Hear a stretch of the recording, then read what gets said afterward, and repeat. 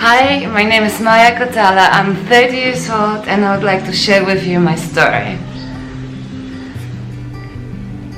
Since I remember, parents were pushing me to try everything new what life has to offer. We were traveling, I had so many afternoon exercises and practices that I hardly remember having a time off for me. But because of that, I will be forever thankful, because it pushed me to the limits, and now I'm capable to do things I never thought I would be able to do. But in the end, it all comes together, right? So I remember I've started in sports. I'm told, why don't I do volleyball, basketball, ski, sailing? Yes, we have the sailor blood since the generation after generation. So I was pushed to do all that until an accident happened and the entire career was gone. I twisted my knee during a competition and never fully recovered from it. And I'm a person who is doing something 100%, so skiing for 80% wasn't something that was satisfying me. I remember it was a difficult time because I was only 14 years old and my volleyball career mostly was developing, and I had opportunity to play in a very good team and representing my city. But it all collapsed and I didn't know what to do. I lost a lot of weight, the muscle weight, because as stubborn as I am, I went against all the wishes and decided to stop everything completely. But when one door closes, another door is open, and I got myself into modeling. And I still remember the rules back then were completely different to what it is now. Young girls could travel by themselves, and I remember my first trip to Milano when we didn't have phones, we didn't have laptops, we were still getting a printed map to run around a huge city. It's worth to mention that I'm from a small town in Poland, in Silesia, called Chorzów. So going to Milan, it was like eye-opening for me. The industry was fascinating, it's full of lights and beautiful people. I got my portfolio in the hand and the map over here, and we were walking around proud models. It was still something what people admire in you. We were receiving only €50 a week, and we had to find a way to sustain ourselves in between. We were receiving faxes in the evening with the appointments. We were about to take the next day the castings, and somehow we survived. I met amazing people, and together we were trying our best in modeling. That lasted probably a year or two, and unfortunately the education back there about healthy eating wasn't the same to what we have now. I didn't know that to lose weight you have to exercise. I didn't know that you have to eat healthy.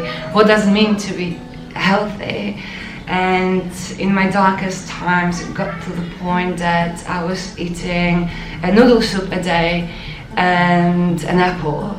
Obviously that's not good, and the pressure from the agency. I remember one time I lost 1 centimeter in my hips and everybody were clapping, and all of a sudden I was getting more jobs. So what a 40 or 15-year-old can think, okay, I have to lose more weight, maybe I'll have more job, I'm gonna make everybody proud.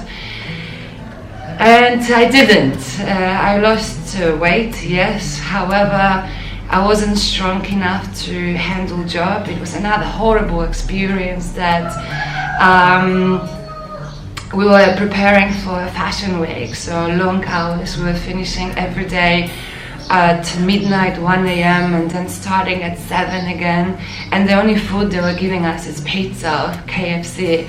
Obviously this is something I don't eat. I didn't eat, now I do.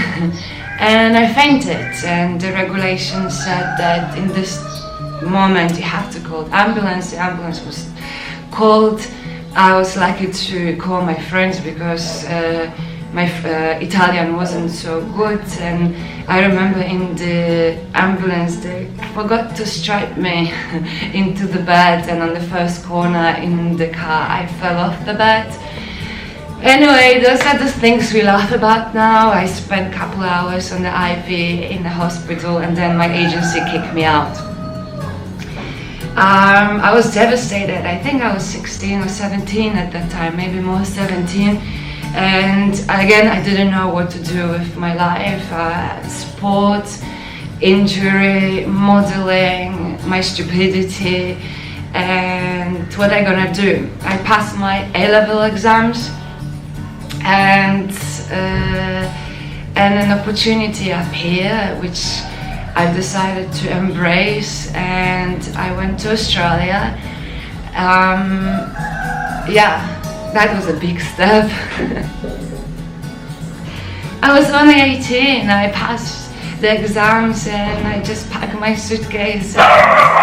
I just packed my suitcase and I left. I left my family, chasing my dreams. And I remember when I have arrived, when I finally saw those palm trees, I remember it very well. I was walking home. I couldn't afford a bus ticket, or I missed a bus ticket, one of those, so I couldn't afford a taxi. And I was walking next to the street, which was surrounded by palm trees, and I realized that this is the place to be. This is where I want to be. This is where I want my dreams to come true. And the magic happened. I was doing a fashion show because I was still modeling to support myself. And I was doing a fashion show for a fashion design studio at college in Sydney. And every year, the third year, was doing a show to present the work. And I loved it. I loved every little bit of it, the beautiful clothing, the models, the designers, the atmosphere. And I remember that was a sign that, yeah, this is what you should do. You should be a fashion designer. And I went for an interview with Nicholas Huxley. And I remember I was shaking. I was so excited, but I prayed to God that they will accept me. And they did, and I remember the question he asked me, do you want to be part of my school? And I said yes.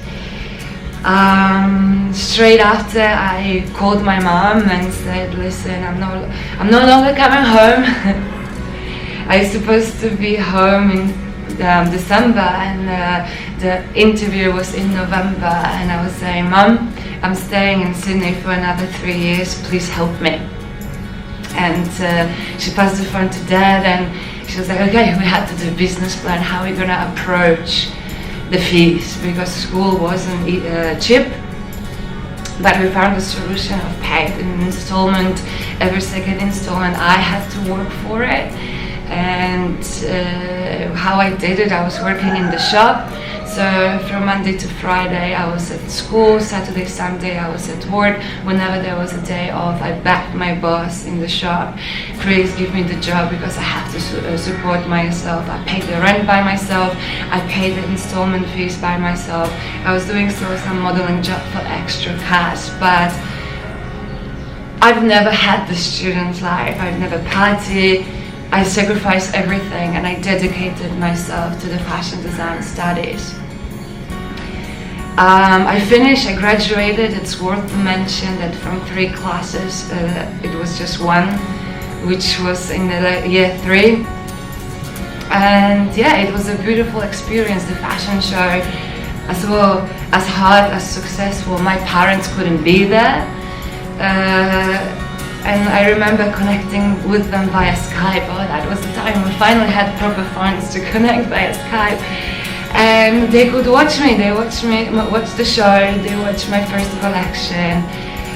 Amazing feeling. I fell in love, I met a man who even more opened the door for me to the fashion industry. I started my own brand, but it was very, very expensive to handle, and then I started to have visa problems, I didn't know what to do. I broke up with the boyfriend, my heart was broken. But again, God had different path for me written. Yes, I believe everything is written for us, and we should just reach out to it and embrace it the most we can. And I got opportunity to work in Paris. I moved to Paris in a period of 1 month, dropped everything, left everything behind, and arrived to town. I did not know anybody. I did not speak French, and over there nobody speaks really English, or they don't want to speak English. But I did it. I was working for one of the best fashion agencies there is. I represented international brands on the global market. I had access to things what I've always dreamed about. I got inspired from every corner. I got help from every corner to be able to become who I am today. And in 2018 I've decided to give back the best way I know, by putting my entire knowledge together and passing it to another human being. I've created a program called Sewing Together, and by myself I went to Uganda. That was the first trip. I didn't like it, I have to admit. When I came back home it was so hot. The culture difference was so big, and I didn't know that I want to continue with it. Time passed, and the love I had inside of me to Africa came back, and I decided to give it a second chance, and I went to Nairobi, and Kenya took my heart, and I did a little travel to Mombasa, and that was it. I knew that this is where I want to be. But I didn't have the courage to do it by myself. I guess I was waiting again for life to push me towards the right direction, and that's exactly what happened. 2020 was a very difficult year. The whole industry collapsed, so I was just waiting for that phone call to tell me that I no longer have a job, and it happened.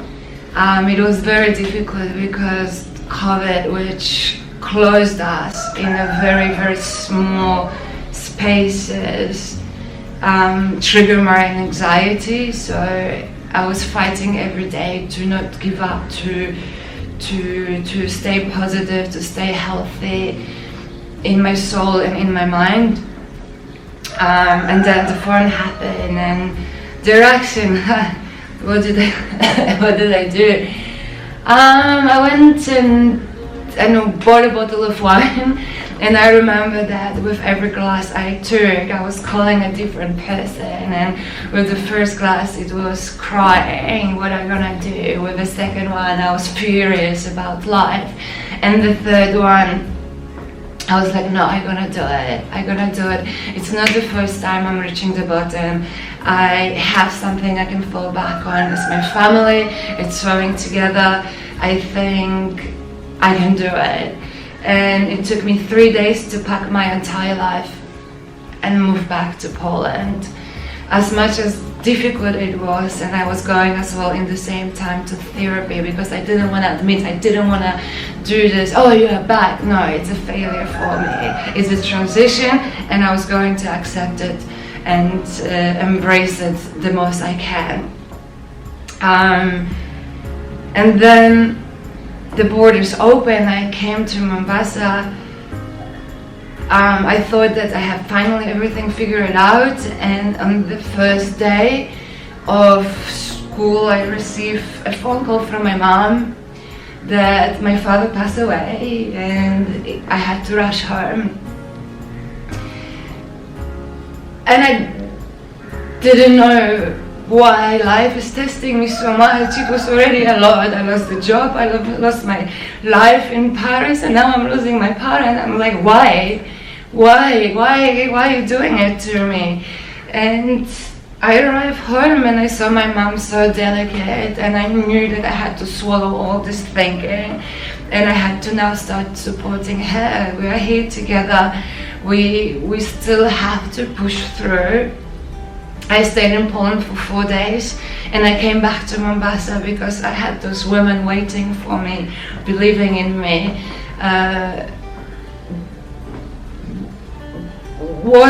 They wanted to change their life, and I was the person who's supposed to do that with.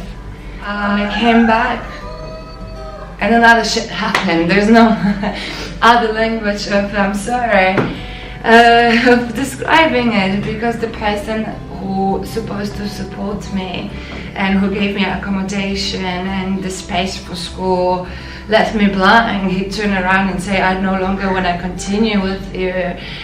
Do whatever you want with your sewing machines. And I went back to zero. But the magic of Kenya happened, and an amazing person, Judy Gitanga, reached out to me and gave me the helping hand and said, listen, I have this place in Bambure, you should take it over, you should make it your home, you should make it your school, just do it. And that's where we are. And I just finished with one group of amazing people, women, and they now are ready to fly, and we have another group of women who have amazing energy, and they want to change their life. They want to help me change their lives for even other people, and I couldn't be more thankful and grateful, and yeah, and that's my story.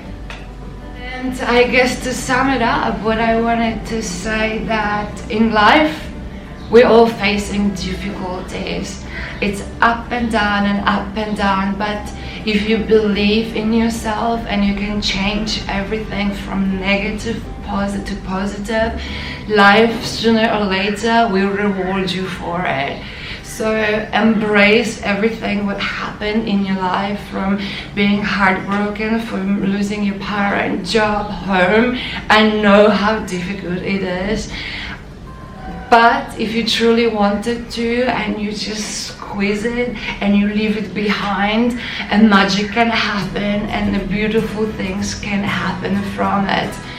I know I got a lot of help from people, but there are a lot of people around you too, ready to grab you when you fall and lift you up. Just open your arms and be ready to speak up about it, to do what's necessary to overcome those obstacles, because holding on into the past is the time lost. If you complain for 5 minutes, those 5 minutes of complaints is a time lost. There's no point. The most important thing is to go up in life and embracing to what it's for you, it's written for you. And I guess this is what I would like to finish with. And there's this African saying that you can only climb the palm tree one way, and you climb it up, and that's how we should approach our lives. Thank you.